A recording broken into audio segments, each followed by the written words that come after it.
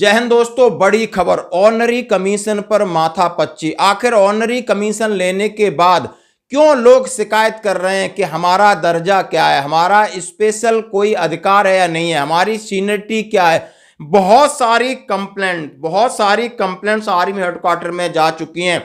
लोगों को समझ में नहीं आ रहा है, यदि हम ऑनरी कमीशन है जी, लेफ्टिनेंट बन जाते हैं, कैप्टन बन जाते हैं, तो मुझे कहाँ बैठना है, जेसीयू के साथ या अफसर के साथ। हमारा रैंक अफसर वाला है, हमारी एमएसपी अफसर वाली है, खाना अफसर वाला मिलता है, लेकिन बैठ के कहाँ खाना है। तो पहले जो हमारी सीनियरिटी थी, क्या सीनियरिटी चेंज हो गई, क्या हमारी चार्टर ऑफ ड्यूटी चेंज हो गई, क्या हमारा मतलब बहुत सारा एक कंफ्यूजन और है भी कंफ्यूजन।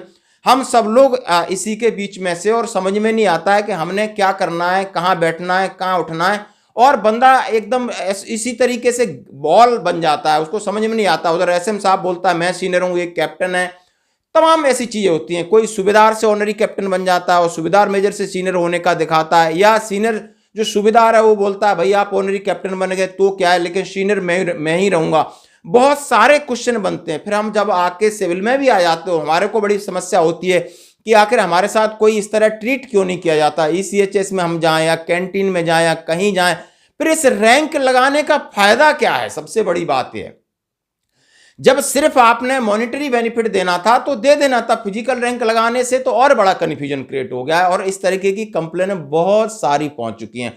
उन्हीं कंप्लेन जो गई हैं और उनका जवाब आया, आप सुनकर के हैरान हो जाओगे। ऐसा लगेगा किस रैंक को लगाने का कोई फायदा नहीं। भाई जो पैसा देना हो, हमारी पेंशन आते समय दे दो। यदि हम वहीं पर यूनिट में रहते हुए मुझे रैंक मिल जाता है तो वो 2-4-5 महीने हमारी समझ में नहीं आता है कि हम आखिर बन क्या गए हैं। ये इसका सवाल का जवाब है। लिखा है इंटीग्रेटेड हेडक्वार्टर, एक चिट्ठी है, ऑल कमांड्स को सर्कुलेट की गई है। Status of JCO granted honorary commission as honorary rank of lieutenant and captain on active list. आप समझते हो एक्टिव लिस्ट का मतलब है जब आप फिजिकली सर्विस कर रहे हैं तब आपको ऑनरी मिलती है। फिर जो आपको रैंक मिल जाता है, उस रैंक का क्या पावर है, उस रैंक का क्या सीनियरिटी है, उस रैंक की क्या वैल्यू है, वो वहां के लिए। रिटायरमेंट के बाद तो जहां मर्जी धक्के खाओ, कोई नहीं पूछ रहा आपको, ये बात सही है। अब इसका जवाब बोला है कि refer para 178 of regulation of the army 1987 revise edition. और इसके ऊपर बदला हुआ है, रिवाइज किया गया है कब, ये 87 में 78 पैरा को, और उसमें कुछ चीजें लगाई गई हैं। क्या लगाई? It is highlighted that the large number of petition और कंप्लेंट्स। आप समझ गए, बहुत सारी petition, complaints, queries are being received from the eventual individual regarding status of JCO granted honorary commission as honorary lieutenant and captain on active list. It is one again reiterated that same as a clarify in amplify para 178 of DSR 1987 revise edition and same as under. मतलब बहुत सारी complain आ रही, बहुत सारी queries आ रही, बहुत सारी petition आ रही कि आखिर इनकी चार्टर ऑफ ड्यूटी क्या है। यदि बंदा लेफ्टिनेंट बन जाता है सूबेदार से, या लेफ्टिनेंट से कैप्टन बन जाता है एक्टिव लिस्ट में, तो आखिर उनके लिए क्या क्या है। तो उन्होंने क्लियर बोल दिया क्या है, the status of a JCO as such is not affected by the grant to him of the honorary rank of lieutenant या कैप्टन। समझ गए आप, उसका जेसीओ का स्टेटस चेंज नहीं होता है। यानी वो जेसीओ है, भले आपको लेफ्टिनेंट मिल जाए या कैप्टन मिल जाए, तो आप पहले समझ गए आप जेसीओ हैं। Neither does the commission granted him that rank confirm on him additional power of command। ना ही उसको कोई एडिशनल पावर या कमांड मिलती है। तो आपका स्टेटस चेंज नहीं होता है, आपका स्टेटस वो का वही रहेगा, भले आप रैंक लगा लो। यानी आपका स्टेटस है जेसीओ का, लेकिन रैंक का स्टेटस कुछ नहीं, भले आप कैप्टन लगाओ, लेफ्टिनेंट लगाओ। और आगे क्या बोल रहे हैं, Such honorary commission officer will take rank according to their JCOs rank and will accordingly be junior to all officer। पहले यदि आप ऑनरी कैप्टन बन जाते हो और आपके सामने कोई लेफ्टिनेंट साहब पोस्टिंग आ जाता है और आप हैं कैप्टन सूबेदार से बने हुए, बट वो ही सीनियर है, आप सीनियर नहीं हो, भले आप कप्तान लगा के रखो। इसका मतलब क्या हुआ, रैंक की डिग्निटी खराब हो रही है। कैप्टन रैंक है, अब बंदे के ऊपर लगा है, अब वो ऊपर से तो अफसर है लेकिन नीचे से वो जेसीओ है।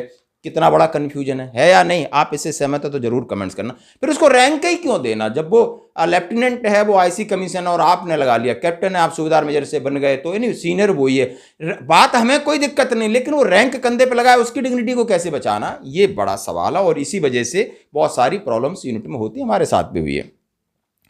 अब लिखा है the cadre of JCO will made in the place at a JCO granted honorary commission honorary अफसर, वो एक जेसीओ की जगह ही रहेगा। और लिखा है और यदि वो अफसर कहीं बन गया तो ये ना सोचे कि जेसीओ की वैकेंसी उसकी जगह कोई और जेसीओ प्रमोट कर दे। Similarly the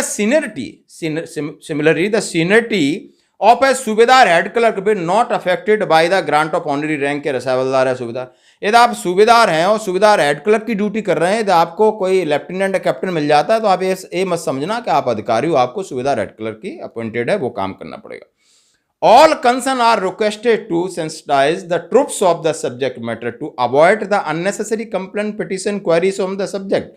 The same may please be disseminated down to unit and formation level में आप ऐसी, उन्होंने कहा है गलत चीज़ें मत करिए, हमने आपकी क्वेरी क्लियर कर दिया, आप कोई कंप्लेंट, पिटिशन, क्वेरी इसमें डालने की जरूरत नहीं है, और नीचे से फॉर्मेशन और यूनिट लेवल में ये बात आप क्लियर कर दीजिए। बहुत इंपॉर्टेंट चिट्ठी है, शायद मैं इस चिट्ठी की तलाश में सेना में था तब भी था कि भाई कोई बताए, लेकिन सब लोग अपने अपने कहते हैं ना, अपने अपने आइडिया से बोल देते हैं ऐसा है वैसा है, लेकिन जब तक कोई चीज़ ब्लैक एंड व्हाइट में नहीं आती समझ में नहीं आती। शायद आपको समझ में आ गई हो, बहुत सारे ऑनरी बनेंगे और अभी बन के घूम रहे होंगे, पेंशन जाने की तैयारी कर रहे होंगे, लेकिन आपको समझ में आ जाना चाहिए कि आपको पे कैप्टन की मिलेगी, आपको एमएसपी कैप्टन की मिलेगी, आपको खाना राशन है कैप्टन का मिलेगा, अकोमोडेशन भले न मिले, लेकिन जब आप पेंशन जाओगे तो उसका जो पैसा वैसा है वो आपको भरना पड़ेगा, इतना जरूर है।